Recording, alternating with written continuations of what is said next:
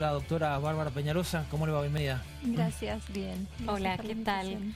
Las estafas son una de las modalidades delictivas de los últimos tiempos, sobre todo aquellas que se desarrollan de manera virtual y que tienen a maltraer a muchas personas. Pero además hay una cuestión que es que uno, cuando le ocurre algo así, no sabe muy bien cómo actuar.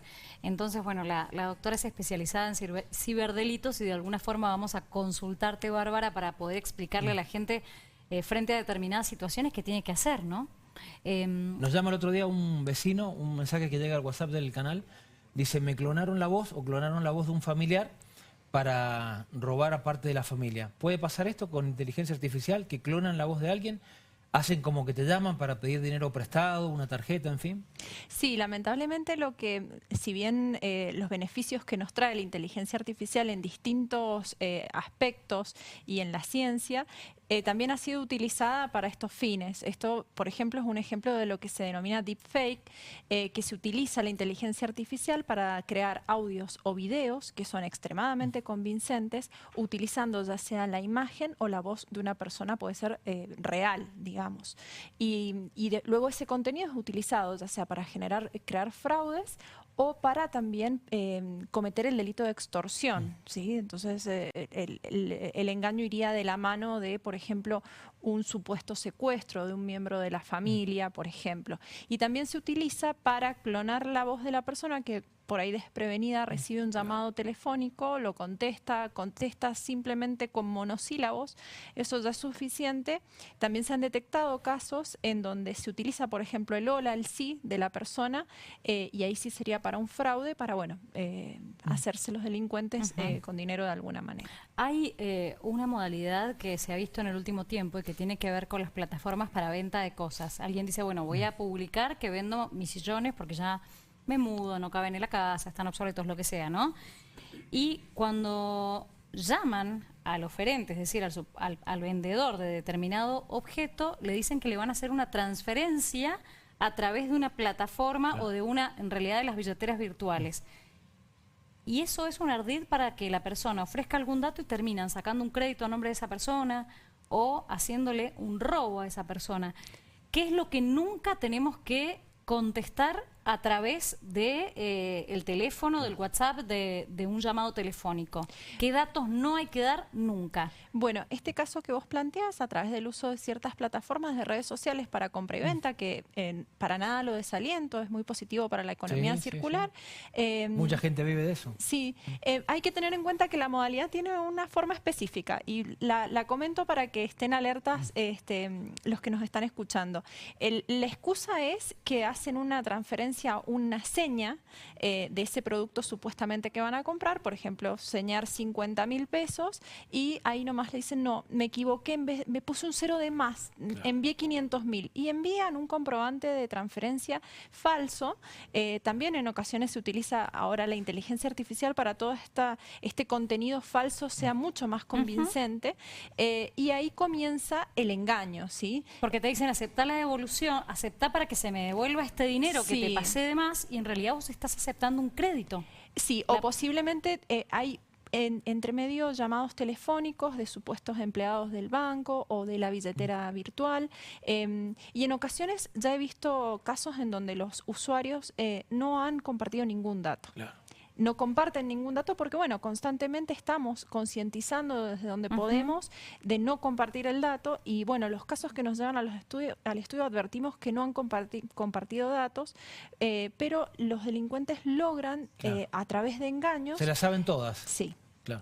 Haces un clic, aceptás algo y ya con eso estás hay distintas formas, ya sea que te envían un link, que te envían un formulario. Apretás un botón en el celular, a veces las personas mayores ya te abre y... Y esto por ahí también se relaciona con fallas de seguridad que hay en las cuentas, que pareciera ser seguro, por ejemplo, porque yo usé la biometría o la huella digital y en ocasiones el sistema tiene sus fallas.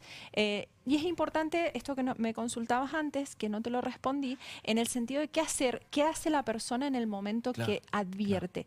Inmediatamente hacer la denuncia penal y buscar en la página web del banco o en el dorso de su tarjeta, depende cómo haya sido la modalidad, el teléfono para contactarse con el banco e informar lo antes posible lo que ha ocurrido. ¿Cómo es la denuncia penal? ¿A dónde tengo que ir? ¿Generalmente a una comisaría determinada? No, hoy en día esta denuncia se puede hacer online. Es muy sencillo hacerlo, buscan simplemente el Ministerio Público Fiscal, denuncia online, y es muy sencillo. De hecho, incluso tiene una entrada que es para ciberfraudes específicamente.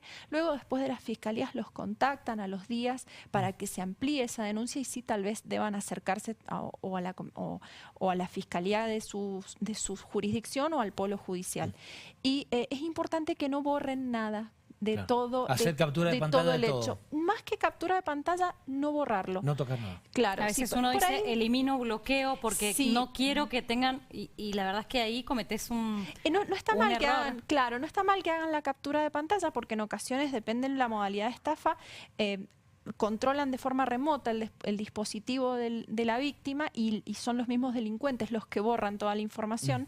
Entonces, por ahí la captura nos sirve como un indicio, pero si no, si quedaron los chats, quedaron los registros de llamada, no borrarlos. ¿La justicia los atrapa, los encuentra?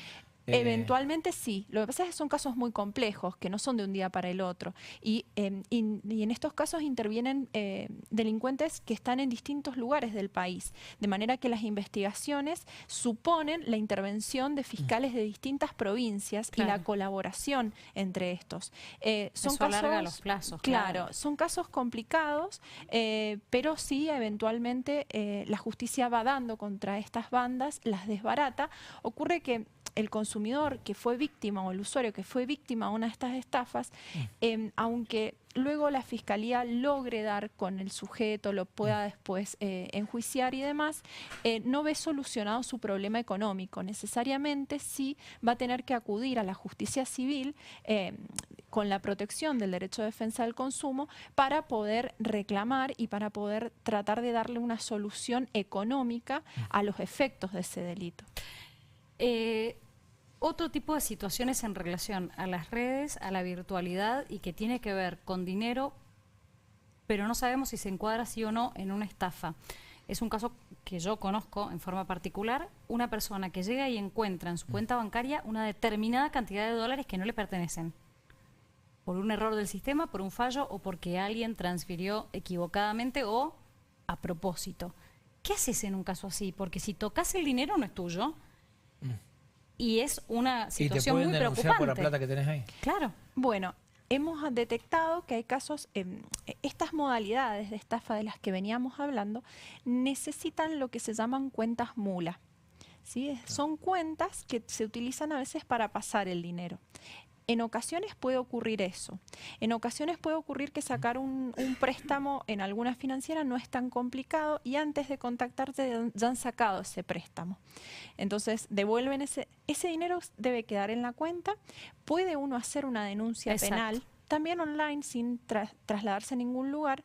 Si ha sido un error humano que ha ocurrido, ¿sí? Que una persona ha hecho una transferencia y se puede equivocar, sobre todo con las billeteras virtuales, que los alias por ahí es complejo, con algún homónimo, ha pasado, bueno, se van a contactar, pero lo van a, digamos, lo va a solucionar la misma o billetera virtual o el banco.